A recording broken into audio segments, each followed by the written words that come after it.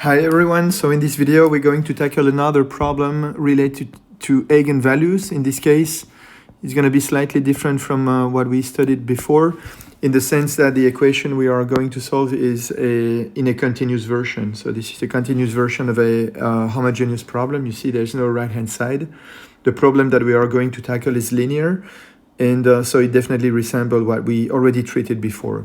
So the context is the following. So we would like to determine the natural frequencies and mode shapes of a cable like this, which is pinned at its both extremities. So we have boundary conditions just saying that the transverse displacement is equal to 0 when S, the curvilinear abscissa, is equal to 0, or when it is equal to L, the total length of the cable.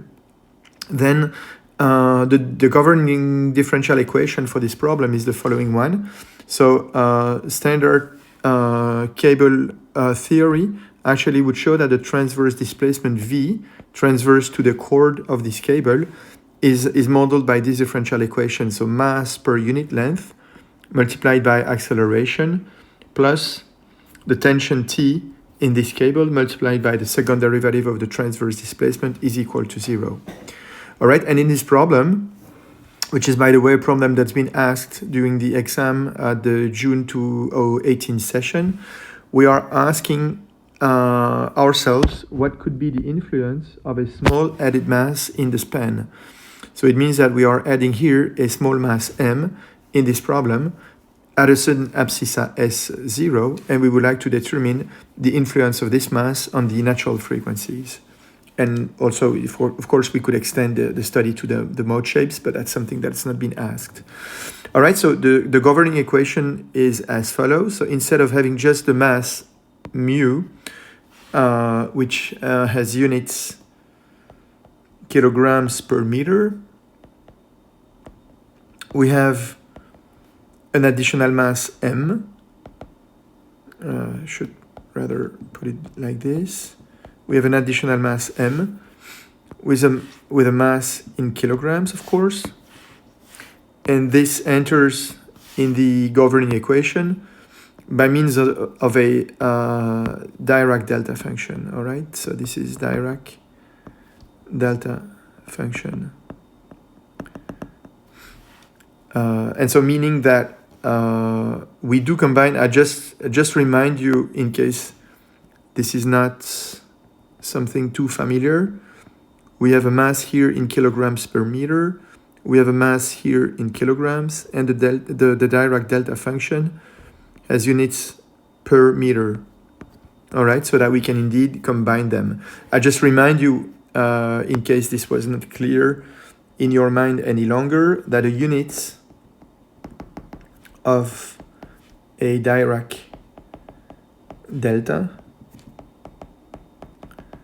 are the inverse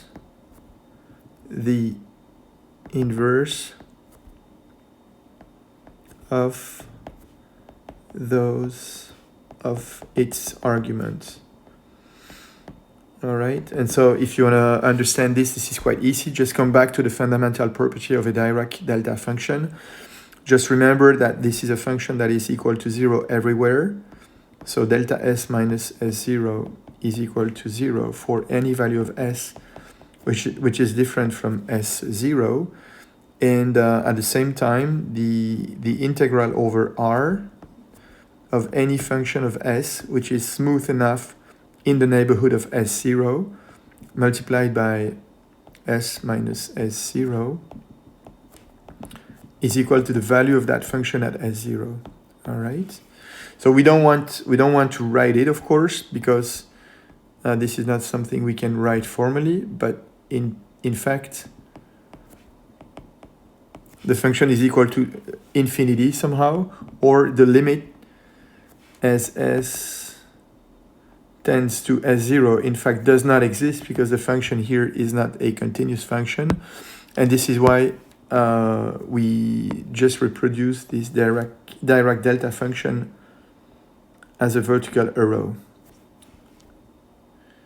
like this. This is S, S0, and this is delta S minus S0. All right, so Sometimes there's a misunderstanding or some confusion between the Kronecker delta symbol and Dirac delta symbol, all right? So the Kronecker symbol is something that just says this is equal to 0 or 1, depending on whether I and j are the same or not, all right? So Kronecker would be something like this, all right? So the Dirac delta function is something completely different because it's not equal to 1 over here.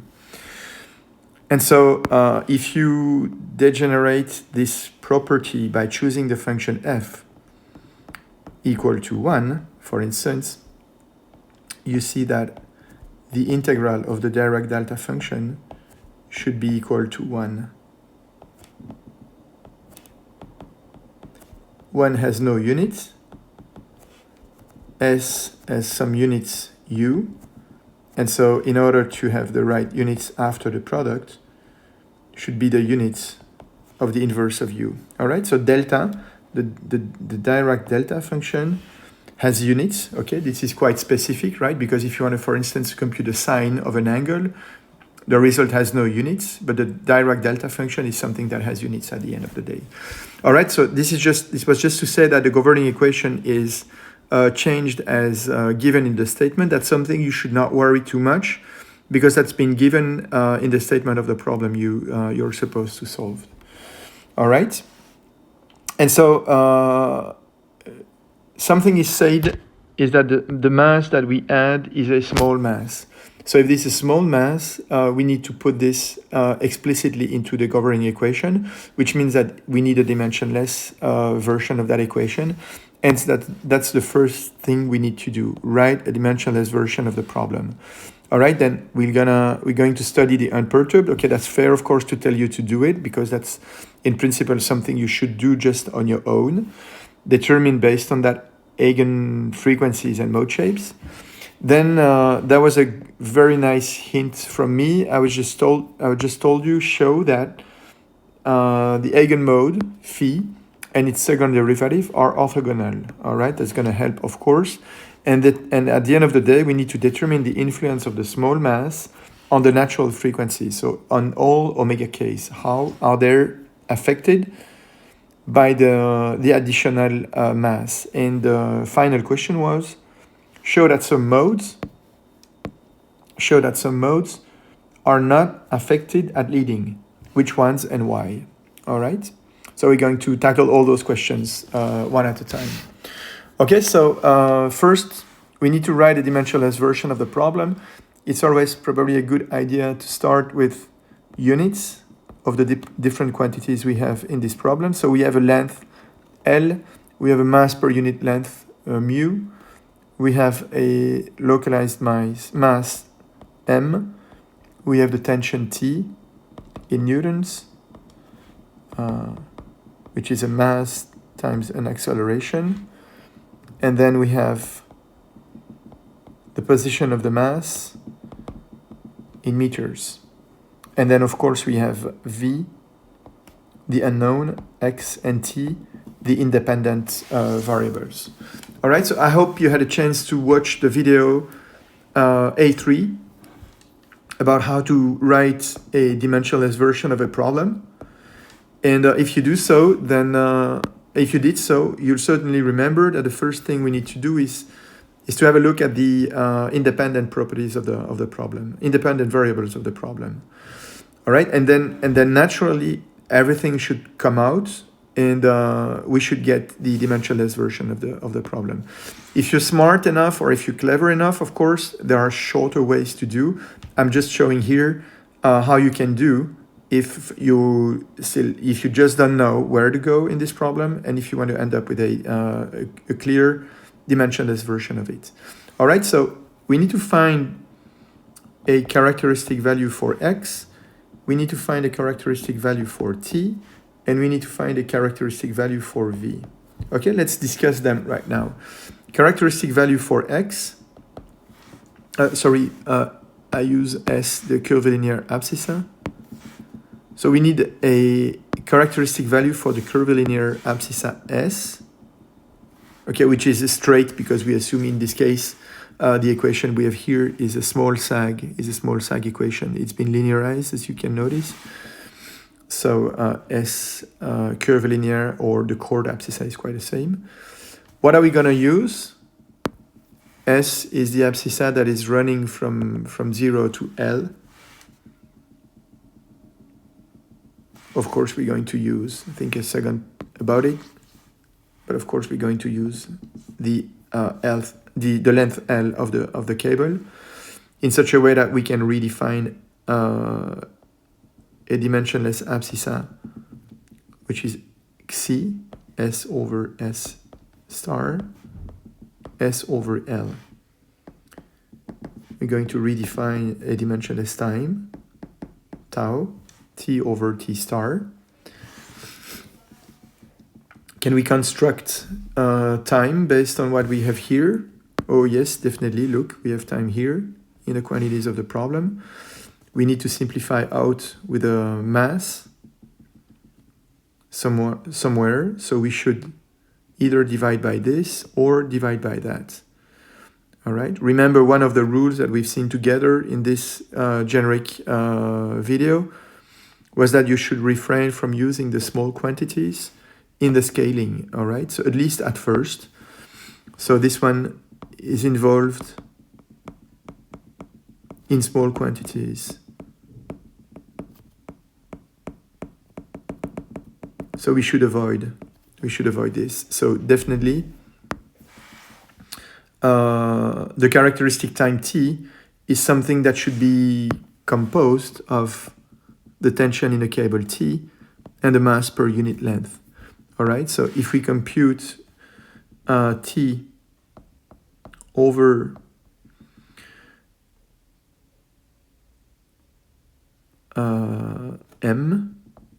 over mu,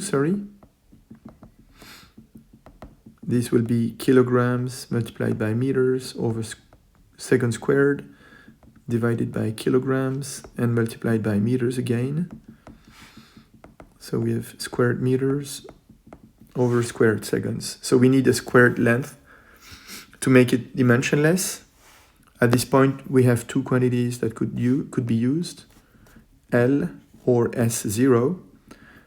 I would rather use something that is more general, which is L instead of S0. And so I would just say that if we multiply this by L squared in the denominator, we have 1 over squared second, which means that we can construct a characteristic time as the square root of mu L squared over T. All right, that's a good thing. It was a little bit lengthy what we did here, so what we could do probably is just pretend we did not notice. This is the good time scale that we need to use. So let's keep it pending for a moment, and let's see if this comes naturally out of the equations. All right. And then last but not least, we need to find a scaling for V. But of course here, we are dealing with a homogeneous problem. And because this is a homogeneous problem, you see that in the governing equation, you can multiply V by any quantity because this is equal to 0 on the right-hand side. This is still a solution of the problem, all right? And this goes together with the fact that in eigenvalue problems, there's no unique way to normalize the mode shapes. You can multiply any mode shape or eigenvector by a certain constant, and it still is a solution of the problem, all right? And so this means that there's no good V star because there's nothing on the right-hand side to give a scale to the transverse displacement here. So this one definitely is arbitrary.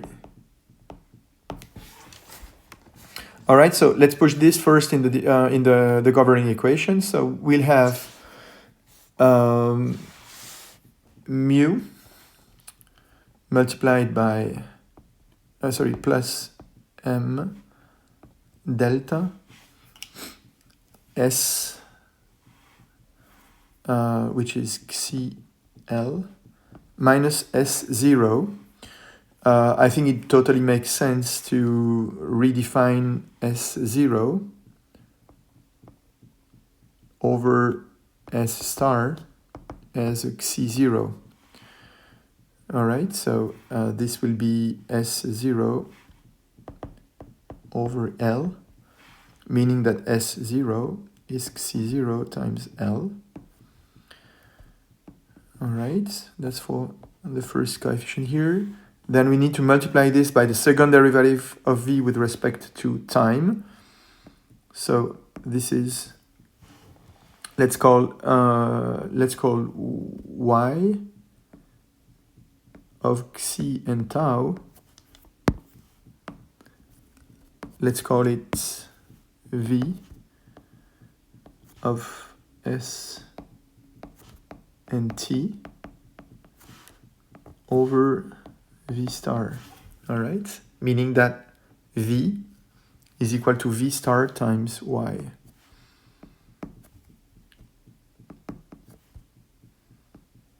All right, so we have something like this. Second derivative of y with respect to tau, and then this is a second derivative, so we have v and t star squared. All right, and the quantity that comes over there is something that comes from the chain rule, or chain rule differentiation.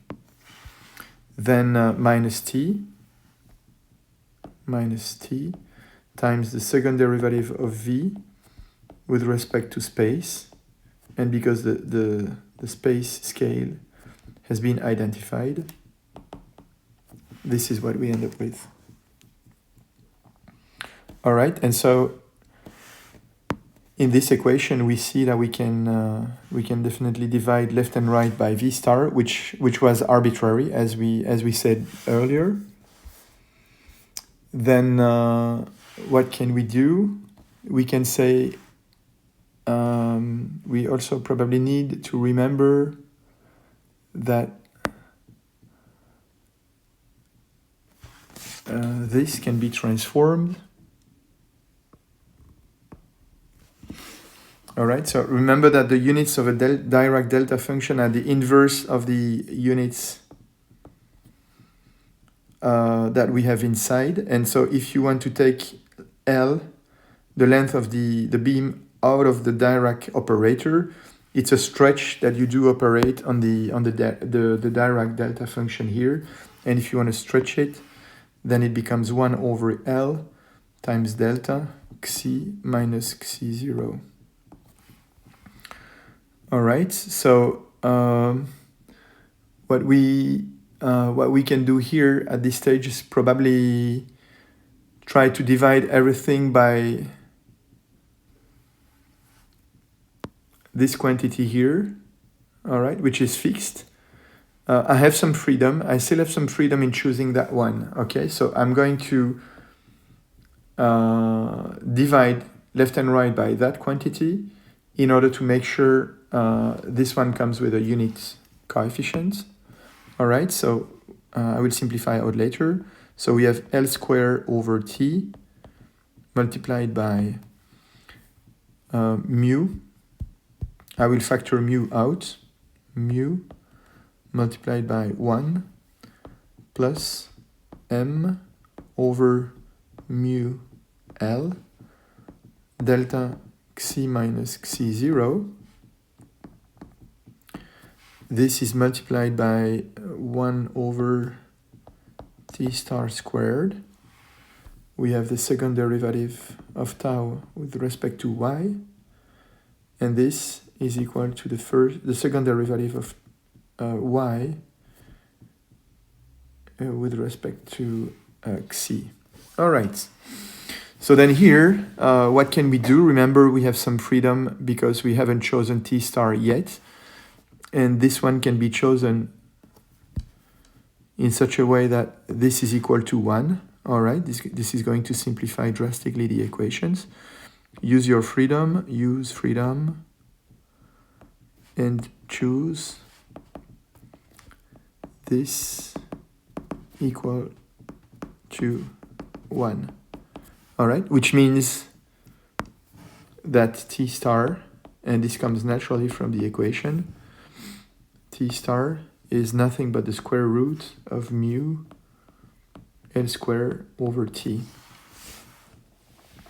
All right, and this corresponds indeed to our previous analysis, so it makes sense. So, as I was saying earlier, if you're clever, smart enough, or if you can anticipate, just look at the quantities you have over here, and then for such a simple problem, it works. And so typically that's something you can do. But if you want to get bored or get worried with long expressions here in the equations, you see here I just kept a super short crisp symbol t star instead of having a longer expression like this one. So just keep it and then look at what you get in the equations, and this should come naturally. And so also what comes naturally out of this is this ratio. So we see that m over mu times L, which is nothing but the added mass over the cable mass. And that's what we want to say is a small quantity. All right, so I will just set this equal to epsilon. And does it make sense? Yeah, it does make sense, of course. That's also something we could have said earlier, because if you want to say that the added mass is a small quantity, compared to what? Compared to something. And in fact, we see that in the governing equation we have to solve here, the quantity to which you should compare this mass is actually nothing but the cable mass. All right, and that totally makes sense. All right, so if we clear everything, the equation that we want to solve is then 1 plus epsilon direct delta function xi minus xi0, and this multiplies second derivative with respect to tau, and this should be equal to the second derivative with respect to xi. And the boundary conditions are that y, when xi is equal to 0 and at any time, is the same as y when xi is equal to 1 at any time, and this is equal to 0. All right, so that was the first question. So second question, look at the unperturbed, okay? The unperturbed problem. So of course you can classify the problem here as an eigenvalue problem, right? Because we see this is a homogeneous problem, eigenvalue problem, and it's linear. What else can we say? It is regularly perturbed. All right, we do not expect, when epsilon is equal to 0, we do not expect that the form of the problem drastically changes. And indeed, in the unperturbed, what do we have? We have to solve this simple wave equation. All right. How do we solve that equation? We can assume, for instance, that we are looking for solutions in the form mode shape multiplied by harmonic components or complex exponential components. So I omega k times tau. And so if you substitute this in the governing equation, what do you have? So second derivative with respect to time on the left minus omega k squared is equal to the second derivative on the right. Okay, so this means, okay, the problem was linear, so this is why I was looking harmonic or complex exponential solutions here, because I would expect that they would just cancel out. So we need to solve second derivative of phi with respect to xi plus omega k squared times phi k is equal to 0 with phi k equal to 0.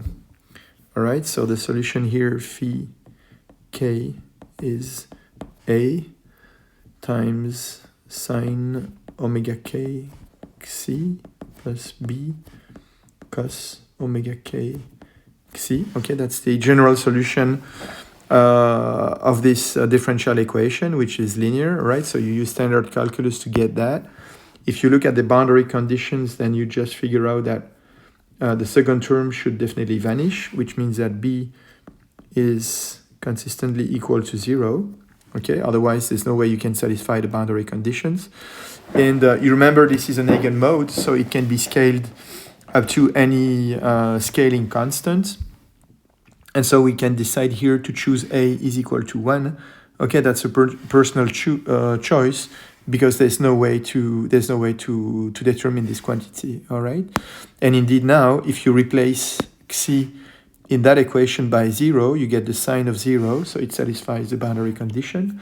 And if you replace now xi by 1, you need to make sure that the sine of omega k times 1, times 1, because c is equal to 1, we need to make sure that this is equal to 0. And so it just means that omega k is equal to pi times k. And k is an integer number. All right, so that's the solution of the unperturbed. What else can we do? We can have a look at the orthogonality of those functions. So for instance, the integral from 0 to 1 of phi k, it's a function of xi, phi j of xi d xi. Actually, this one can be computed.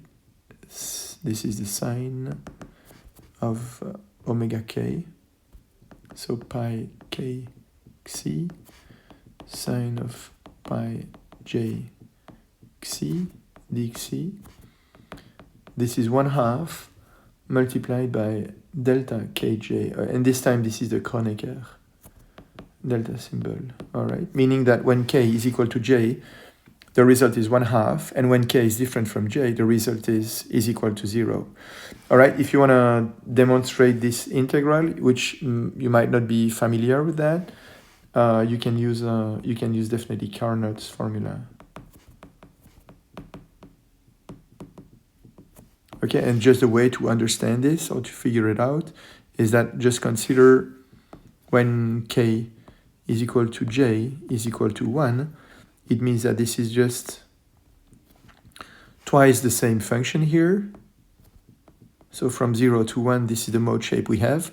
So if you square this, then and this is equal to 1. So if you square this, you have another function that looks like this, and you want to integrate. This is positive.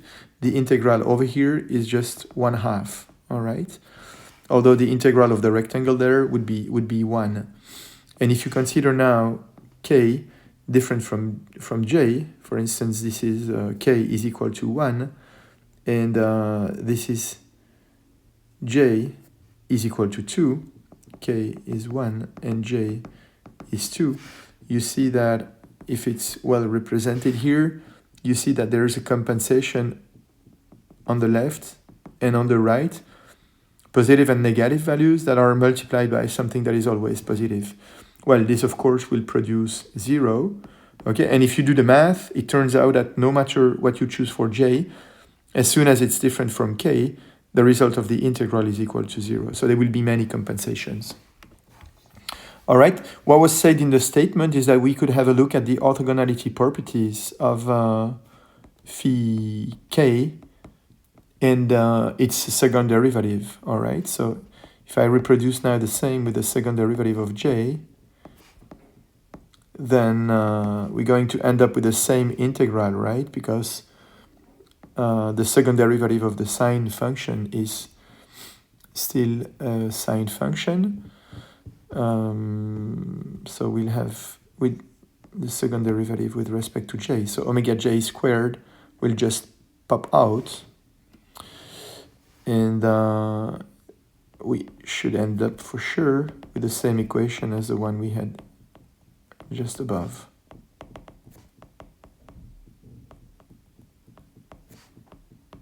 All right, just to say that this is equal to minus omega j squared over 2 multiplied by the Kronecker delta symbol. All right, so we'll see just in a moment that this is similar to the right and left eigenfunctions or eigenvectors. All right, why? Because then what we need to do in the next question is determine the influence of the small mass on the eigenvalues of that problem. All right, so we have to write regular ansatz. Remember, when we have an eigenvalue problem, we need to write an expansion for each of the quantities that are involved in the problem. So we need an expansion for the eigenvalue. Let me just write omega k is omega k 0 plus epsilon omega k 1, and so on. And phi k, which is a function of xi. It used to be a vector in the discrete version, right? Is phi k 0 plus epsilon phi k 1, and so on. All right, so if we substitute this in the governing equation, which is the equation we have over here, all right, and I can probably take a little shortcut. You understood now that we want to replace y. Should have been y over here. Okay, we want to replace y by phi times this exponential, and the exponential will be factored out, all right, and simplified left and right. So what we end up with is 1 plus epsilon delta xi minus xi 0 multiplied by, okay, on the left, what we had is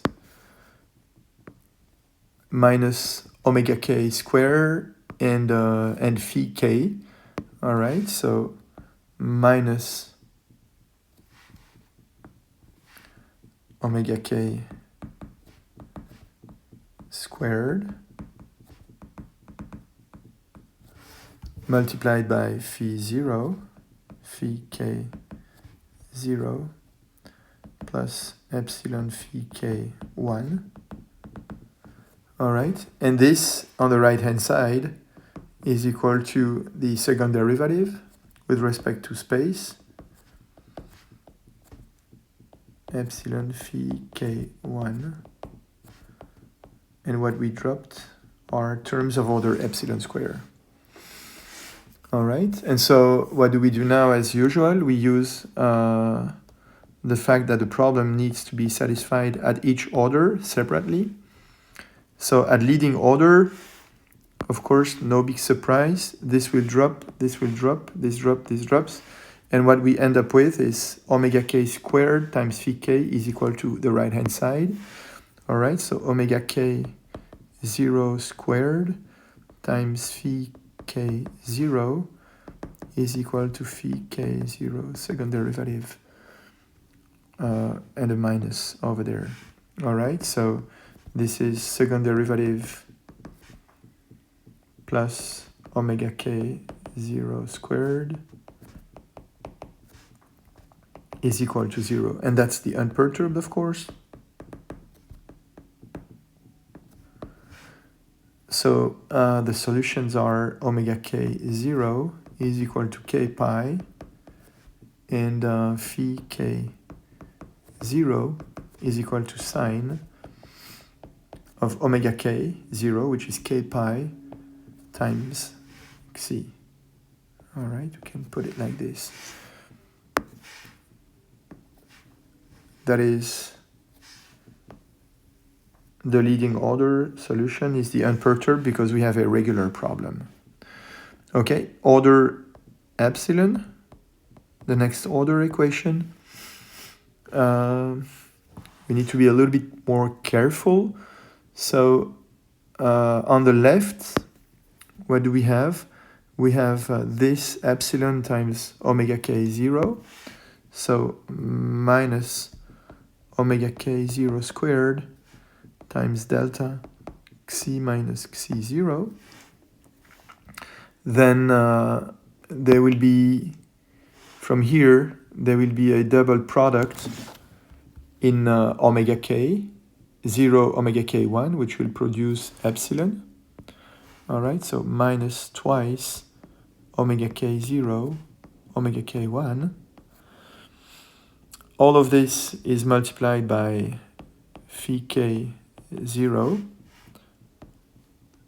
Then they should be the same as the leading, minus omega k0 squared, but this time multiplied by phi k1. And on the right-hand side, this is equal to phi k1 second derivative. All right, and I think we have everyone over there. So we have three factors on the left. 1, 2, 3. We need to find combinations giving us power 1 in epsilon. So either we keep epsilon here to the power 1 and zeros in the others. Okay, that's what we have in this term. Then we can keep epsilon in this term and then leading in the other terms. That's what we have here. Or we keep epsilon to power 1 here and epsilon to the power 0 in the other two. That's what we have over there. All right, so let's rewrite this equation maybe in a more standard way. So we have phi k1 plus omega k0 squared times phi k1. All right. This is what comes from here and there. Okay, let's keep track of them. And this is equal to, I'll keep on the right-hand side what remains. So what remains is minus 2 omega k0 omega k1 times phi k0 and minus omega k0 squared times the Dirac delta function of xi minus xi0 and phi k0. All right, so what do we have? We have the same structure here.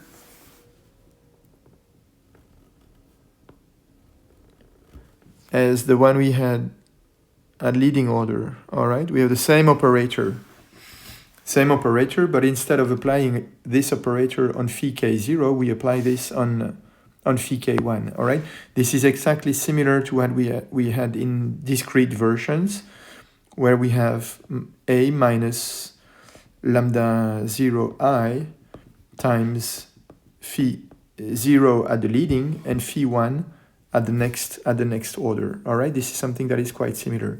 And so remember what we do in order to get rid of phi k1, we need to project this on the left eigenvector. And to project on the left eigenvector, we need to find a function f such that when we project, meaning that we do compute the dot product between two functions, all right, f of xi and the left-hand side, I would like this to trivially vanish. Okay, which means in fact that I need to find a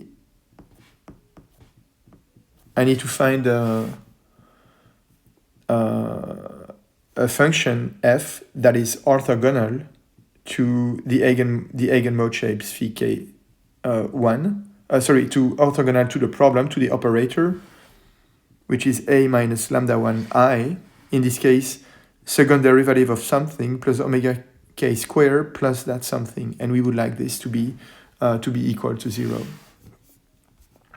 All right, and so how do we obtain something like that? Well, this is why I just asked you to demonstrate earlier the orthogonality, and this is something that works quite well, right, in this case. So if we use phi j second derivative, all right, you see that this provides exactly what we want. So choose phi j second derivative, so meaning that the left eigenvector, if you want, in this continuous version of the problem, is nothing but the second derivative of the right eigenvector. Okay, this is something that works quite well because we only have even derivatives in this partial differential equation problem. If we had odd derivatives, then more advanced options would probably require complex numbers or other approaches. All right, things that I don't want to touch just here. So choose second derivative of j for f. All right, see what we have. So on the left-hand side, so the integral, the left-hand side becomes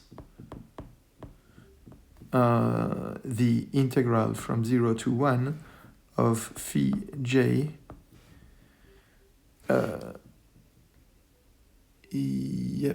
phi j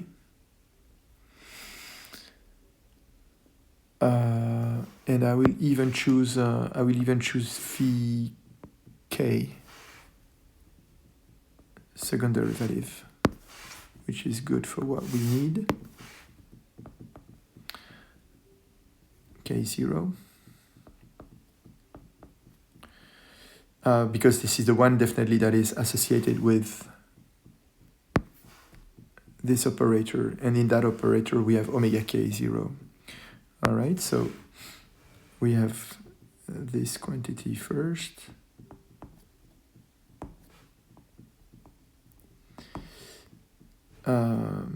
Plus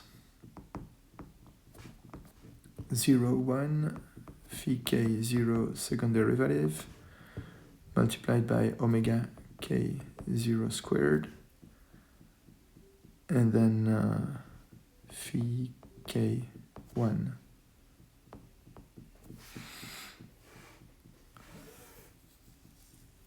Okay, so where we start from is something like this, all right? So exactly as what we do in the discrete version, just have a look at the continuous version here of the problem at leading, and that's the information we have, or that's the property that we would like to exploit in order to simplify this left-hand side, all right? And so it means that we need to end up with phi k1 multiplying this, and you see that phi k1 is there, but it's coming here with a second derivative.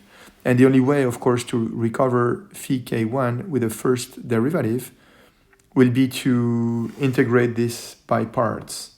All right, and so we could change this integral over here, and we can just move the derivatives to phi k1 in order to obtain the second derivative of phi k1 over here. All right, so let's just have a look at that component of the left-hand side. So if we use integration by parts, then we'll end up with omega k0 squared phi k0 first derivative, phi k1 first derivative,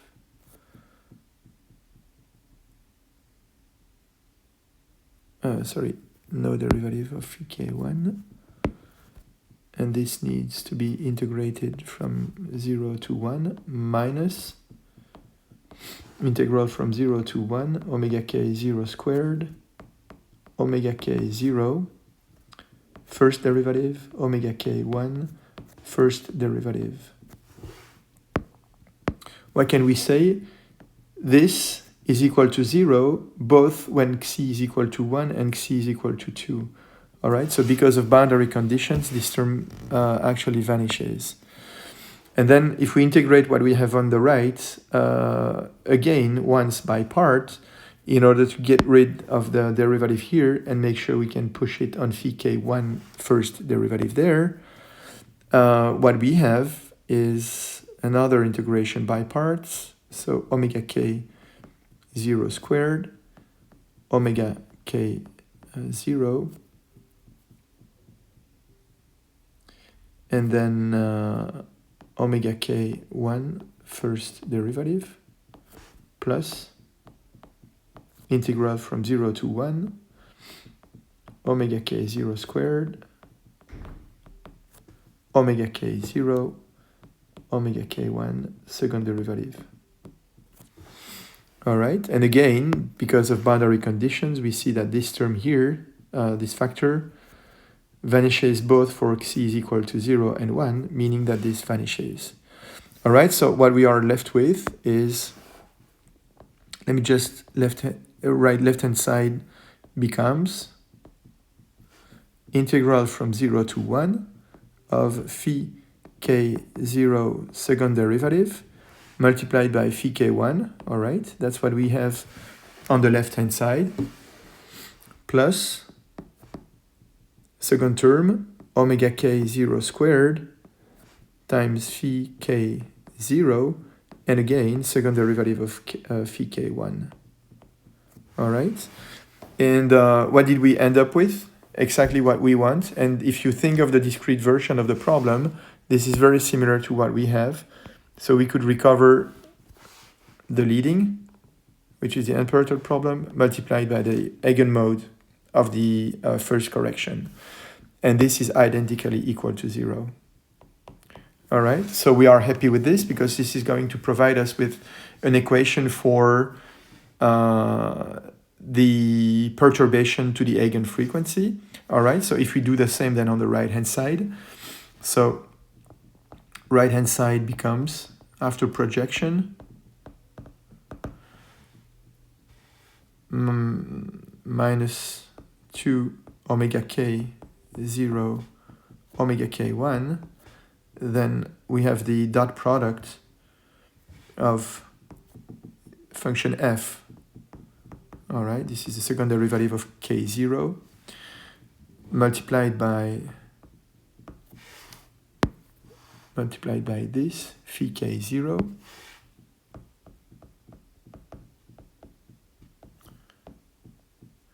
and then second term minus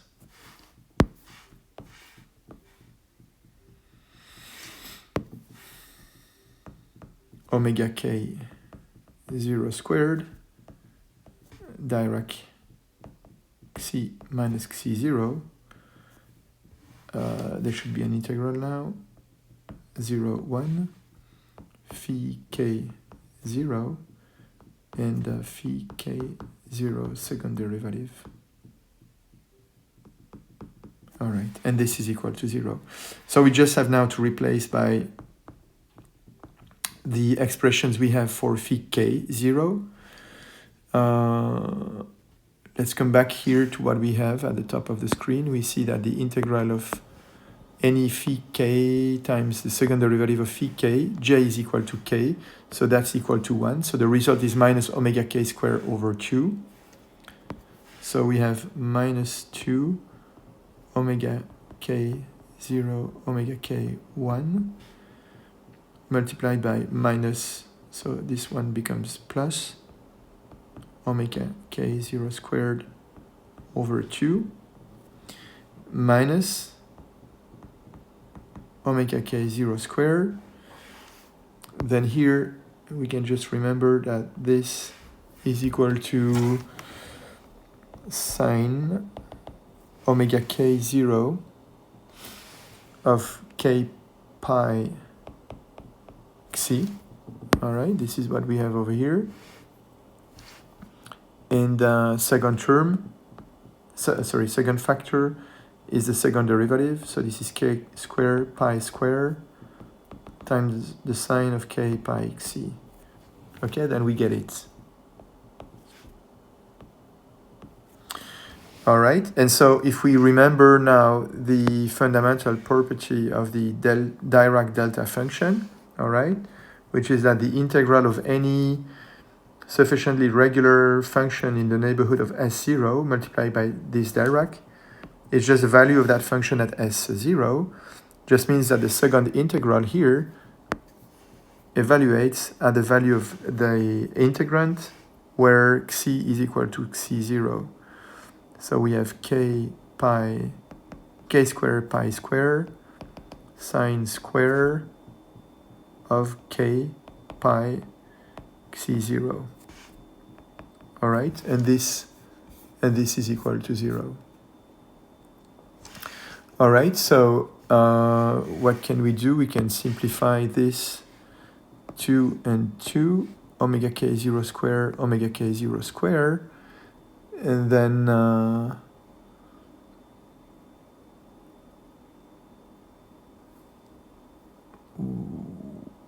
what do we end up with?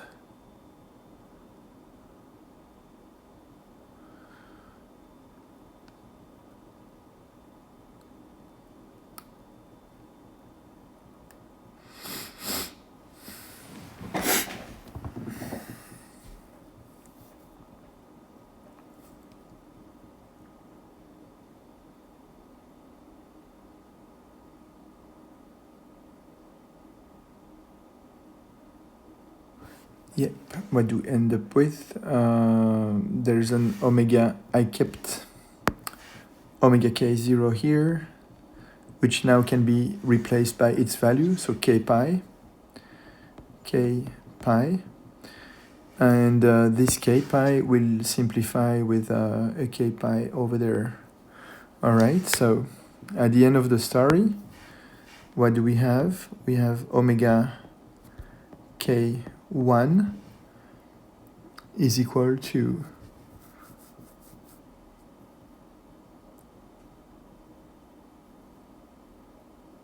and this is a second derivative here, and this is what I was looking for. I'm sorry, this is a second derivative here, so there is a minus there, and meaning that this becomes a plus over there.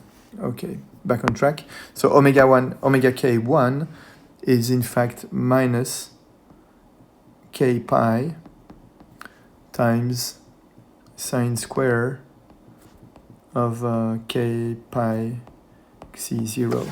Okay, or in other words, we could also say that this is minus omega k0, because this is where it comes from, multiplied by phi k0 of xi0 and squared. All right, and so that's the end of the story. Okay, we were asked to determine the influence of the small added mass on the natural frequency. And we see that the natural frequency of this cable can become now, let's rewrite everything, omega in mode number k scales as k pi, which is omega k0, plus epsilon omega k1, which means minus sine square k pi xi0, and there's an epsilon over here. And what we neglected are terms which are of order epsilon square. All right, and that's pretty it. So what we do see is that the first perturbation here is something that is always negative. Does it make sense? Yes, it does, because if you had mass on a system without changing its stiffness, which is what we did, remember that a natural frequency is the square root of k over m, all right? That's the definition of a natural circular frequency. So if you increase the mass by adding a small mass on the cable here without touching the stiffness, then this is definitely expected that the natural frequencies will drop. By how much? Well, it depends first on the value of the importance of the mass that you add, but at the same time, it depends on the value of this, which is nothing but phi k0 of xi0 squared. And so it just says that where phi at leading is equal to 0, there is no perturbation. And so if you put a mass over here or over there, there is no change. All right? Or if you, for instance, if you look at a higher mode, whose, for instance, mode number 3, whose shape is like this. If you place the additional mass over here, it doesn't change the natural frequency. And that, of course, is something that we do expect, and which is perfectly and beautifully captured by the perturbation analysis we carried out in this exercise. All right, and so at the end of the day, if you want to rewrite the final solution with the quantities of the original problem, we need to reuse here the inverse of the time scale that we had chosen. All right, t mu L square over t. All right, so the inverse, because we are now busy with a circular frequency, multiplied by 1 minus small mass over mu L multiplied by the sine squared of k pi S0 over L. All right,